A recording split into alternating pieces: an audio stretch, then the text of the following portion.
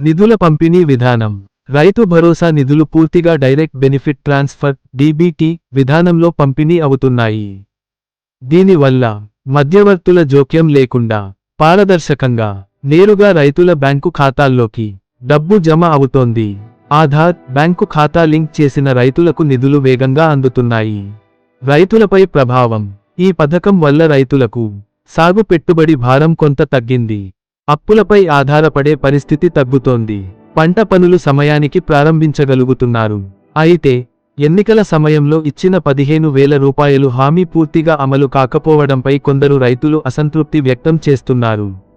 మొత్తంగా చూస్తే తెలంగాణ రైతు భరోసా పథకం 2018లో ఎకరానికి 5,000 రూపాయలుతో ప్రారంభమై ప్రస్తుతం కాంగ్రెస్ ప్రభుత్వంలో ఎకరానికి 6,000 రూపాయలు చొప్పున 2 విడతలుగా మొత్తం 12,000 రూపాయలు కొనసాగుతోంది. 2025 వానాకాలం పంటకు ఇప్పటికే 6,000 రూపాయలు అందగా యాసంగి పంటకు సంక్రాంతి కానుకగా మరో 6,000 రూపాయలు ఇవ్వనున్నారు. రైతుల ఆశలు, హామీలు అమలు మధ్య ఉన్న తేడాలపై చర్చలు కొనసాగుతున్నప్పటికీ ఈ పథకం రైతుల ఆర్థిక భద్రతకు ఇప్పటికీ కీలకంగా నిలుస్తోంది.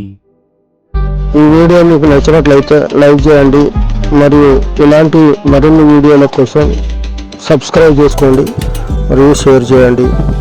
ఈ వీడియో ఎలా ఉందో కామెంట్ కూడా చేయండి.